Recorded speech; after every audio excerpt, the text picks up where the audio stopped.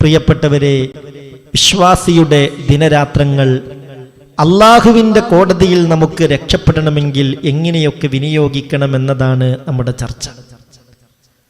അതുമായി ബന്ധപ്പെട്ട് കാര്യങ്ങൾ വിശദീകരിക്കുന്ന കൂട്ടത്തിൽ നമ്മൾ പറഞ്ഞു, ദിവസവും പല തവണ ഭക്ഷണം കഴിക്കുന്നവരാണ് നമ്മൾ. ഭക്ഷണം കഴിക്കാതെ നമുക്ക് ജീവിക്കാൻ കഴിയില്ല. എന്നാൽ ആ ഭക്ഷണം കഴിക്കുന്ന കാര്യത്തിൽ ഒന്ന് ശ്രദ്ധിച്ചാൽ, ഭക്ഷണം കഴിച്ച് എഴുന്നേൽക്കുമ്പോഴത്തേക്ക് ഒരുപാട് സുന്നത്തുകൾ ജീവിതത്തിൽ കൊണ്ടുവരാൻ നമുക്ക് സാധിക്കും. അതൊക്കെ തീർച്ചയായും ആഖിറത്തിലേക്ക് വലിയ മുതൽക്കൂട്ടാവുകയും ചെയ്യും.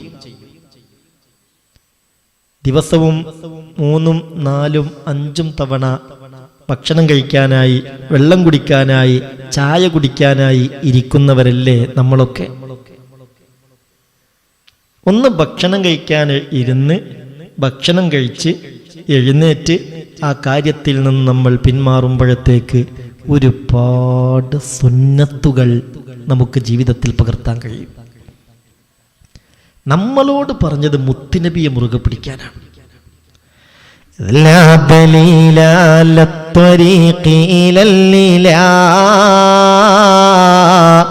ഇല്ലാ മുതാബഅത്തുർ റസൂലിൽ മുക്മിലാ ഫീ ഹാലിഹി വഫആലിഹി വമഖാലിഹി വതത്ബിഅന്നാ തബിഅൻ ലാ തഅദിലാ.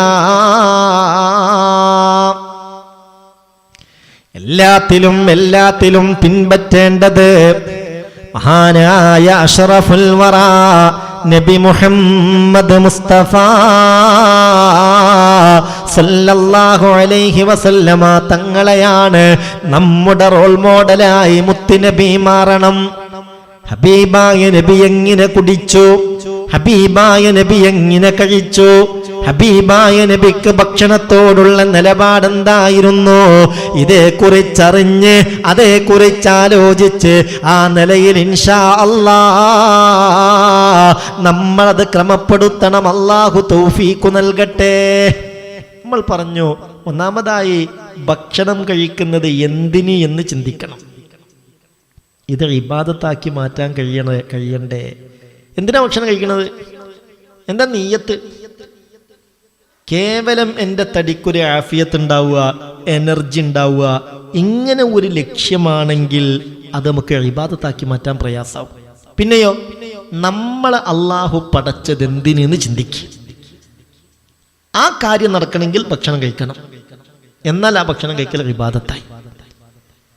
എനിക്ക് നിസ്കരിക്കണം, എനിക്കിടക്ക് നോമ്പ് നോൽക്കണം, എനിക്ക് ദിക്റുകൾ ചൊല്ലണം, എനിക്ക് മറ്റുള്ളവരെ സഹായിക്കണം, ഇതിനൊക്കെ ആഫിയത്ത് വേണം. ഈ ഇബാദത്തുകൾ ചെയ്യണമെങ്കിൽ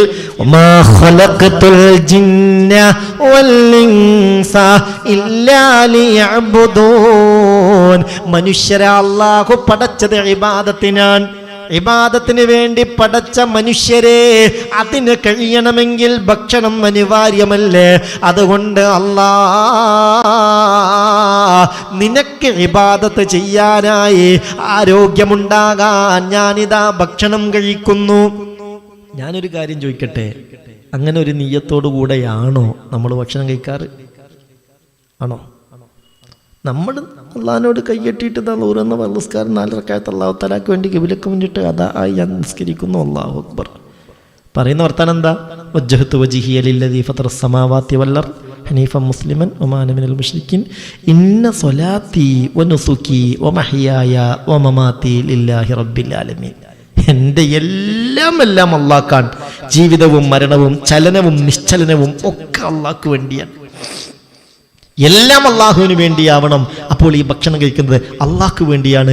എൻ്റെ റബ്ബിന് ഇബാദത്ത് ചെയ്യാൻ ഉള്ള ആരോഗ്യം കിട്ടണം, തൗഫീക്ക് കിട്ടണം, കരുത്ത് കിട്ടണം, ഉന്മേഷം കിട്ടണം.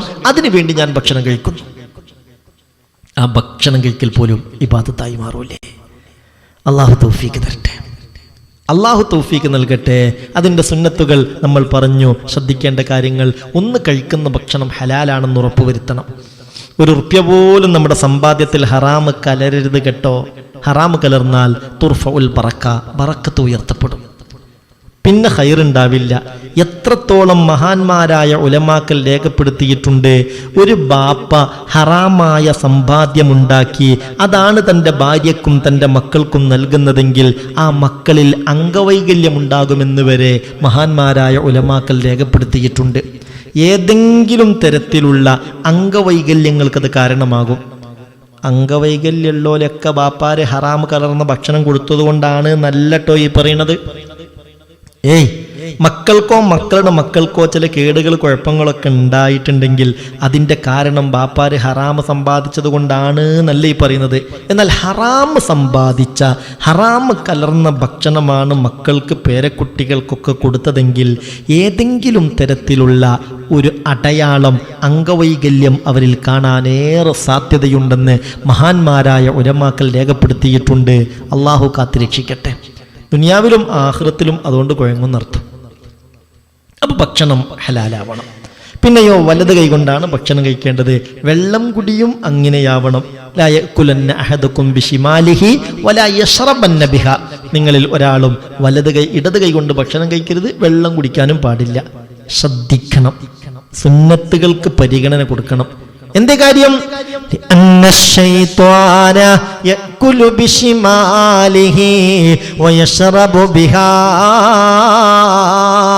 അത് ശൈത്താന്റെ രീതിയാണ്. അവൻ നമ്മളെ ശത്രുവാണ്.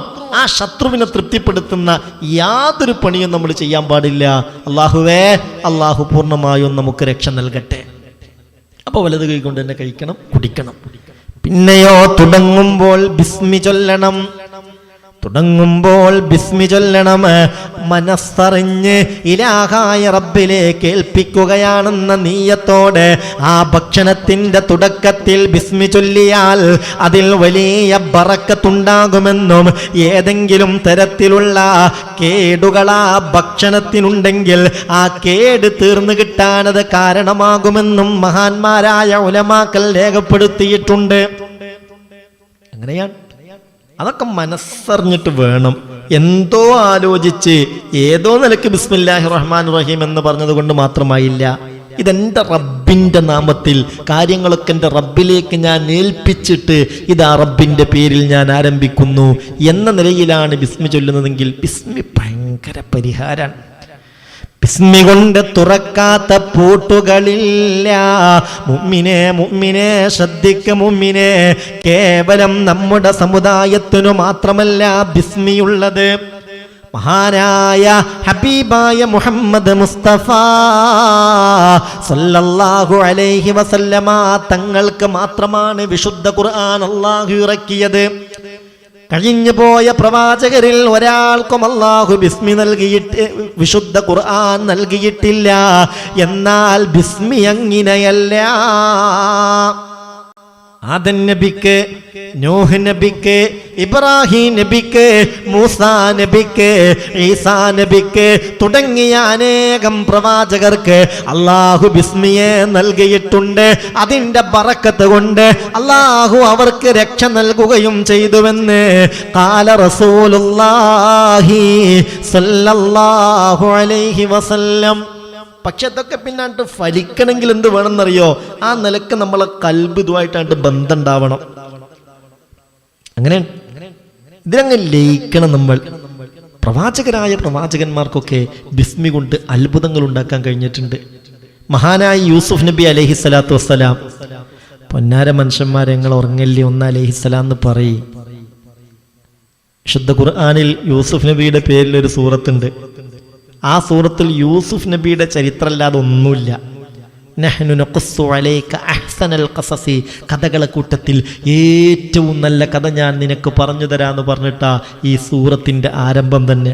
പിന്നെ മൊത്തം യൂസുഫ് നബിയാൻ. മറ്റൊരു സൂറത്തിലും അങ്ങനെ ഒരു പ്രവാചകനെ കുറിച്ച് മൊത്തം പറയുന്നില്ലല്ലോ. മൂസാ നബിയുടെ ചരിത്രം ഖുർആനിൽ എത്ര സ്ഥലങ്ങളിലായിട്ടാണ് പറയുന്നത്? ഇബ്രാഹിം നബി അലൈഹിസ്സലാത്തു വസ്സലാമിന്റെ ചരിത്രം ഖുർആനിൽ എത്ര സ്ഥലങ്ങളിലായിട്ടാണ് പറയുന്നത്? ഈസാ നബിയും നൂഹ് നബിയും മറ്റുള്ള പ്രവാചകന്മാരൊക്കെയും അങ്ങനെയല്ലേ? എന്നാൽ മഹാനായ യൂസുഫ് നബി അലൈഹിസ്സലാത്തു വസ്സലാം, സുലൈഖ ബീവിക്ക് യൂസുഫ് നബിയോട് പ്രേമം കൂടി. പ്രേമം ഒരു ഭ്രാന്തായി മാറി. അവസാനം അവൾ സുലൈഖ എന്നവർ യൂസുഫ് നബി അലൈഹി സ്വലാത്തു വസ്സലാമിൻ്റെ ശരീരം ആഗ്രഹിച്ചു. അതിനുവേണ്ടി തൻ്റെ ഭർത്താവ് വീട്ടിലില്ലാത്തൊരു ദിവസം മണിയറയുടെ ഉള്ളിലേക്ക് യൂസുഫ് നബിയെ കൊണ്ടുപോയി 7 വാതിലുകൾ പൂട്ടി. 7 വാതിലുകൾ കഴിഞ്ഞ് അതിൻ്റെ ഉള്ളറയിലെത്തി. അപ്പോഴാണ് വസ്ത്രങ്ങളൊക്കെ അഴിച്ചിട്ട് അവൾ യൂസുഫ് നബിയെ ആകർഷിപ്പിക്കാനുള്ള ശ്രമം നടത്തിയത്. യൂസുഫ് നബി ഓടി രക്ഷപ്പെടാൻ ശ്രമിച്ചു. നോക്കുമ്പോൾ വാതിലുകളൊക്കെ ശക്തമായി പൂട്ടിയിട്ടുണ്ട്. യൂസുഫ് നബിക്ക് രക്ഷ കിട്ടിയത് എങ്ങനെയാ? ബിസ്മില്ലാഹിർ റഹ്മാനിർ റഹീം, ആ പവിത്രമായ നാമം ഉച്ചരിച്ച് യൂസുഫ് നബി ആ പൂട്ടിനടിച്ചു. അപ്പോൾ അത് മലർക്കെ തുറക്കപ്പെട്ടു. ഏത് പ്രതിസന്ധിയിലും സഹോദരി നമുക്ക് കരുത്താകും ബിസ്മി. പക്ഷേ ആ ബിസ്മിയെ നമ്മൾ കൂടെ നിർത്തണം. നബിയെ പിടിച്ചകത്താക്കിയിട്ടു സുലൈഖയും അഴിഞ്ഞാട്ടമായ പരമസുന്ദരി തന്നെയും. അതുമാത്രമല്ല, അടച്ചു 7 അബ്വാബുകൾ, കൂടാതെ ബാബുകൾക്കുണ്ട് ഉഗ്രൻ പൂട്ടുകൾ. നബി യൂസുഫ് സിദ്ദീഖിനന്നു ലഭിച്ചത് ഒന്നേട്ടമാണത് ബിസ്മി കൊണ്ടാ കണ്ടത്. ബാബിൻ്റെ അടുത്തേക്കെത്തി താൻ പറയുന്നേ, ബിസ്മില്ല ഓരോ ബാബിനും തുറക്കുന്നേ.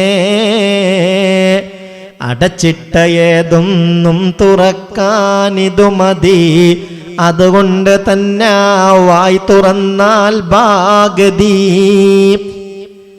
നബിയെ പിടിച്ചകത്താക്കിയിട്ടു സുലൈഖയും അഴിഞ്ഞാട്ടമായ പരമസുന്ദരി തന്നെയും. അതുമാത്രമല്ല, അടച്ചു 7 അബ്വാബുകൾ, കൂടാതെ ബാബുകൾക്കുണ്ട് ഉഗ്രൻ പൂട്ടുകൾ. നബി യൂസുഫ് സിദ്ദീഖിനന്നു ലഭിച്ചത് ഒന്നേട്ടമാണത് ബിസ്മി കൊണ്ടാ കണ്ടത്. ബാബിൻ്റെ അടുത്തേക്കെത്തി താൻ പറഞ്ഞന്ന്, ബിസ്മില്ല ഓരോ ബാബിനും തുറക്കുന്നേ. അടച്ചിട്ട ഏതൊന്നും തുറക്കാനിതു മതി, അതുകൊണ്ട് തന്നെ വായി തുറന്നാൽ ഭാഗതി. സഹോദരി, എന്താണ് ഈ പറയുന്നതെന്ന് ചിന്തിക്കണം. അത്ഭുതത്തിൻ്റെ മേൽ അത്ഭുതമാണ്. ബിസ്മില്ലാഹിർ റഹ്മാനിർ റഹീം, അത് വിശ്വാസിയുടെ വജ്രായുധമാണ്. ബിസ്മി വിശ്വാസിയുടെ വജ്രായുധമാണ്. അതൊക്കെ ഒന്ന് അറിയാനും അതിലൊക്കെ ഒന്ന് അലിഞ്ഞു ചേരാനും അള്ളാഹു തൗഫീക്ക് തരട്ടെ. മഹാനായ അലി ഇബ്നു അബി ത്വാലിബ് റളിയല്ലാഹു അൻഹു പറഞ്ഞില്ലേ, ഖുർആനിലെല്ലാം ബിസ്മിയിലുണ്ട്. ഖുർആനിലുള്ള എല്ലാം ബിസ്മിയിലുണ്ട്. അങ്ങനെയാകുമ്പോഴല്ലേ അത് അള്ളാഹുവിന്റെ കലാമാകൂ. പഠിച്ചോനെ, അതുകൊണ്ട് പ്രിയപ്പെട്ട മുഅ്മിനീങ്ങളോട് ഓർമ്മപ്പെടുത്തുന്ന കാര്യം, നമ്മൾ ഭക്ഷണം കഴിക്കാൻ തുടങ്ങുമ്പോൾ ആ ബിസ്മി ചൊല്ലുന്നത് അള്ളാഹുവിലേക്ക് ഏൽപ്പിക്കുകയാണെന്ന പൂർണ്ണമായ അറിവോടുകൂടെയാണെങ്കിൽ, അത് ഉൾക്കൊണ്ടുകൊണ്ടാണെങ്കിൽ ആ ഭക്ഷണത്തിൽ ബറക്കത്തുണ്ടാവാനും അതുകൊണ്ടുണ്ടാവുന്ന പ്രത്യാഘാതങ്ങൾ എന്തെങ്കിലും ഉണ്ടെങ്കിൽ, ചിലർക്ക് ചില ഭക്ഷണമൊന്നും പറ്റൂലല്ലോ, ഇനി എന്തെങ്കിലുമൊക്കെ വിഷാംശങ്ങളൊക്കെ അതിലുണ്ടെങ്കിൽ അതൊക്കെ നീങ്ങാൻ ഇത് കാരണമാകും. പക്ഷെ തവക്കുൽ മർമ്മപ്രധാനമാണ്. ഇത് തവക്കുലിൻ്റെ വാക്കാണ്. ഇൻഷാ അള്ളാഹ് അതുമായി ബന്ധപ്പെട്ട് ഒന്നുകൂടെ വിശദീകരിക്കേണ്ടതുണ്ട്. അത് നാളത്തെ മജ്ലിസിൽ നമ്മൾ പറയും. നാളെ ശനിയാഴ്ചയാണ്. ശനിയാഴ്ച സാധാരണ നമ്മുടെ ക്ലാസിൻ്റെ ദിവസമാണ്. ആരും മറക്കരുത്. ഈ ഒരു സന്ദേശം നമ്മൾ എല്ലാവരിലേക്കും എത്തിച്ചു കൊടുത്ത് ആ മജ്ലിസിൽ എല്ലാവരെയും പങ്കാളികളാക്കാൻ നമ്മൾ പരിശ്രമിക്കണം.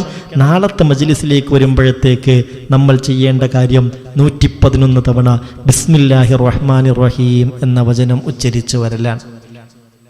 കൽബിലേക്ക് അതട്ട് കയറട്ടെ. എന്തിന് നിങ്ങൾ നിയ്യത്ത് ചെയ്യേ? ഈ ബിസ്മി കൊണ്ട് നമ്മൾ രക്ഷപ്പെടണം. ബിസ്മി കൊണ്ട് നമ്മളെ പ്രതിസന്ധികൾ പരിഹരിച്ച് കിട്ടണം. ബിസ്മില്ലാഹിർ റഹ്മാനിർ റഹീം എന്നത് റബ്ബിലേക്ക് നമ്മളെ ഏൽപ്പിക്കുന്ന വചനമാണ്. അങ്ങനെ അള്ളാഹു നമ്മളെ ഏറ്റെടുക്കണം. നമ്മുടെ കാര്യങ്ങളിലൊക്കെ വലിയൊരു സന്തോഷവും ഒരു നിർവൃത്തിയും ഒരു റാഹത്തും സലാമത്തും ഉണ്ടാവണം. ഒരു പനി വരുമ്പോഴത്തേക്ക് ഇത് കൊറോണയാണെന്ന് വിചാരിച്ച് ബേജാറായി, ടെസ്റ്റ് ചെയ്ത് നോക്കുമ്പോൾ പോസിറ്റീവായി, അതിലാകെ ബേജാറായി, ആകെ പിടുത്തം വിട്ട് പോകുന്നവരായി നമ്മൾ മാറരുത്.